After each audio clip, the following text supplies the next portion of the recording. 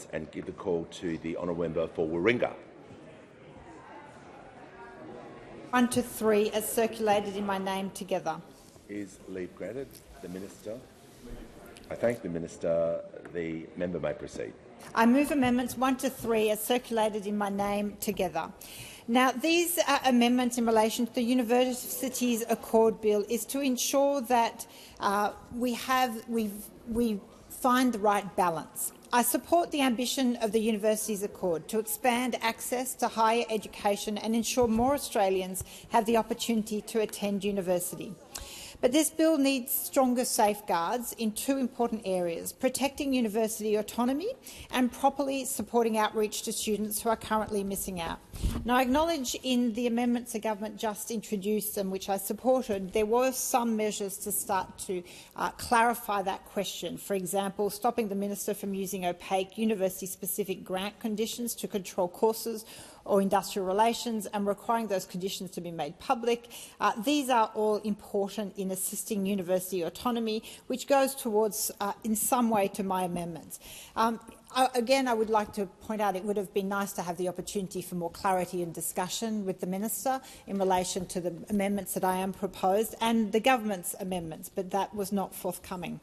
My first amendment explicitly, though, prevents allocations being imposed at the level of individual courses, fields of education or classes of courses. Under this bill, the government determines the overall number of international student places and the Australian Tertiary Education Commission allocates places between institutions. Whatever members think of that broader framework, there should be a clear limit on how far government interference can go. Once a university receives its allocation, it should be for that university to decide how these places are distributed across its courses. Canberra should not be deciding whether a university can enrol more international students in engineering, nursing and business than humanities or any other disciplines. Those are decisions for universities based on student demand, workforce needs, research strength and the communities they serve. We have already seen through the Job Ready Graduate Scheme the problems that arise when governments try to pick and choose which fields of study students should pursue. We should not create another mechanism that allows a minister or government agency to micromanage academic offerings. My amendment therefore draws a clear line. Allocations may be made at the institutional level, but not at the course level. That is an important protection for university autonomy. The second amendment addresses another fundamental objective of the Accord, widening participation in higher education.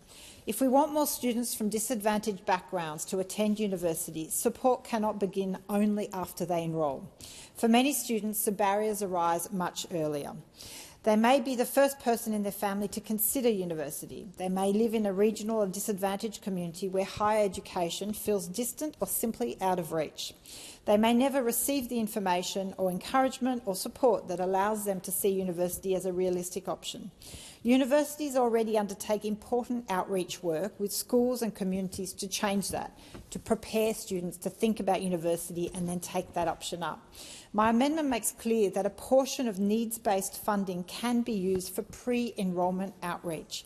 That can support sustained partnerships with schools, with mentoring, with aspiration-building programs and other initiatives that help students understand the opportunities available to them and actually really consider them and take them up. Because widening participation is not simply about creating more university places. It's not just simply looking at a number of enrolment. It's actually looking at the whole picture. It's about ensuring that students that have traditionally missed out can see a pathway to university and have a genuine opportunity to take it. These are practical and targeted amendments. They don't undermine the central architecture of this bill, but they strengthen it by protecting universities from unnecessary interference while giving them greater flexibility to reach students who are currently underrepresented in higher education. A stronger higher education system requires both institutional autonomy and genuine investment in opportunity. I commend these amendments to the House. Thank you. The question is that the amendments be agreed to, and I call the Minister. Thank you, Deputy Speaker. And can I thank the member for Warringah for her support for this important bill.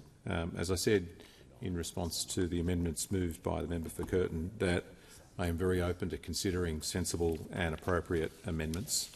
And as has been said in this debate on Monday, the Senate Education and Employment Committee will hear from the sector and other stakeholders, and I suspect that amongst the evidence that they will hear will be similar arguments to the ones that you have just presented to the House of Representatives. So I look forward to their report in due course and the recommendations that they present to us for improvements to the bill. But I'll wait to see that report before considering further amendments, and as such the government won't be supporting these amendments today. Thank you, and I call the member for Barara. Thank you, Deputy Speaker. Can I say to the member for Warringah, we are reserving our position on these amendments, as we did with the member for Curtin's amendments. We've said all along that the bill needs careful scrutiny. It's a matter that is before the Senate committee. We won't support these amendments in the chamber for the same reason we didn't support the government's amendment.